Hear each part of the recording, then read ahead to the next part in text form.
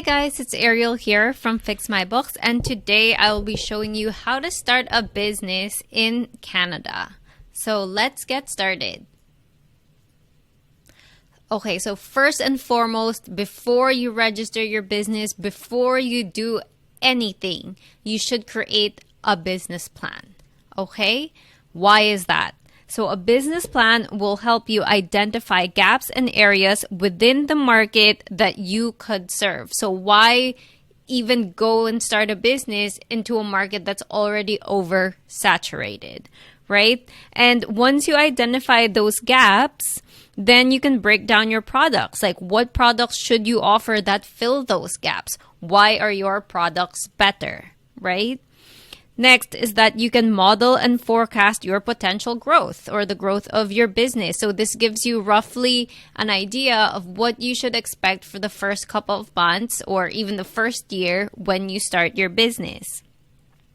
It also allows you to identify and analyze your competitors and threats. So see your competitors. At what prices do they offer their services? This gives you a good idea on how to price your services. Maybe you come in a little below market to start getting clients and then eventually up your rates once you're more established in the business industry. This is a good way to know how you can differentiate yourself, or is there even a need for the business that you want to start, right? Next is it will help you identify any barriers to entry, meaning if you are, let's say, a plumber, can anyone just start a plumbing company? No, they probably would need a plumbing license. Or if you're a real estate agent, you would definitely need a license to practice being a real estate agent and start a real estate business. So these are important things that you should know before you even start your business. Is it easy to start your business? Like, will it be easy for other people to copy your business model, right? These are things that you should know before you even start a business. Next is it will help you identify problem areas or areas where, help will be needed. So again, as an example, you're a plumber, you're great at plumbing, you're a licensed plumber, you have all of that. But starting a business is not just all about the services that you offer. You have to think about the back end of actually running the business. So you're great at plumbing, maybe you need some help with bookkeeping or admin. Then you start to think of how you will build your team and who needs to be in your team to help you be, a better business owner. See where you need help and don't be afraid to ask for help, right? So these are just some of the things that you will learn about yourself, about your business when you create a business plan. If you can't even put in the time, let's say a business plan might take you a couple of hours to 2 to 3 days to do a very detailed business plan. If you can't put in the time to actually create a business plan, I would suggest that you really think about whether or not you're ready to start your own business, because a business plan is one of the easiest things you can do with a business. It takes much more effort and it's going to be much more difficult to actually run the business than just actually sit down and make the business plan. So if you can't even commit to the business plan, just rethink about starting your own business, right? This is a filter, whether or not for you, before you commit this time, energy, and money into actually starting a business and running a business. Think about it first. See if you have what it takes to run your own business or to succeed in the business industry, because it's not easy. And honestly, I see a lot of people who are not cut out to be business owners. It takes a certain kind of person to start and run a thriving business. And if that's not you, then I really would advise you to rethink everything before you commit your funds to this, right? I don't want to be doom and gloom, but really it's not for everybody. You have to make sure that you have enough grit, right, to go through everything and be okay with not knowing everything in the beginning. It's really hard to start a business and run your own business, so really think about it.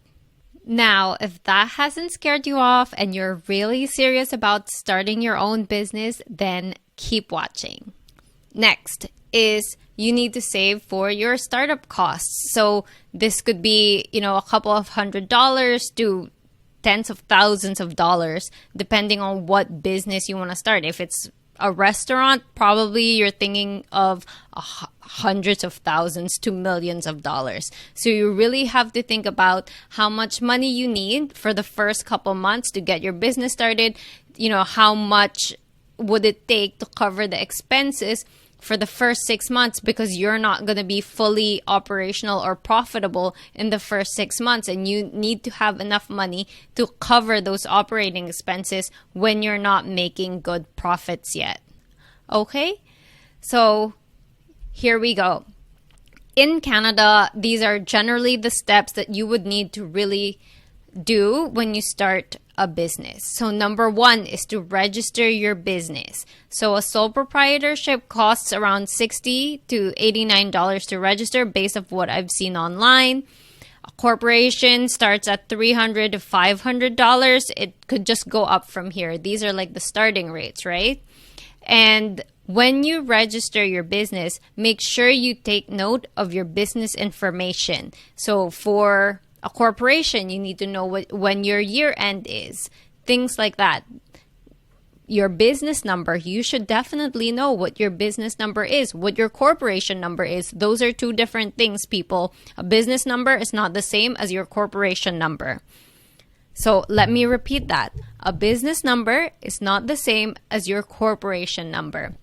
I know a lot of business owners, they get confused with this. So make sure that you know your business details right from the get-go. So number 2, get a business bank account, right? So I don't just mean a checking account. You can get a savings account. You can get, a business credit card, line of credit, whatever. But get your banking set up for your business. The last thing you want to do is to mix business and personal expenses. The cheapest ones I've seen are from RBC. They're $5 a month. And they have unlimited debits and credits, because some business bank accounts, which you'd be surprised, yes, they're $5 a month, and then an additional, dollar for each transaction you do over 5 transactions. So that's why I mentioned that RBC would be the cheapest business bank account that I've seen, again, because it's only $5 a month, and then you get unlimited debits and credits. Next, you need to set up your accounting system. So this would be, either through QuickBooks, Xero, Sage, Wave, FreshBooks, Zoho Books. The list just goes on and on. So just make sure you choose one that you're a bit more familiar with and that you'd like to stick with. Generally, I only work with QuickBooks Online. It's because they are the biggest accounting system. Almost all of North America is on QuickBooks. And because of that, a lot more apps come out with QuickBooks in terms of if you need extra analytics, things like that. A lot of other companies sync with QuickBooks compared to the other accounting softwares. So if you are in e-commerce, I would suggest you do QuickBooks Online, Xero, or Sage. Those are really your 3 options if you're in e-commerce, because A2X, which is the best e-commerce accounting software that syncs, it only syncs with those 3. So you need to know things like that before you even start your accounting system. Do some research, know what industry you're in, because once you set it up, it's really hard to get out of it. I've done data migrations and they are a pain. So just pick one, stick with that. Make sure you get one of the big boys as your accounting system, because it's really hard to switch from, a tiny accounting software that doesn't sync with anything. There are some accounting softwares like Wave that doesn't even produce Giphy codes for when you need to file your corporate taxes, right? They don't produce something that can sync with a tax filing software that can enter Giphy codes. It has to be done manually. So if you're serious about starting a business and you're really thinking about growing, make sure you get this right from the very beginning. Okay, next is that you should do your bookkeeping monthly, people.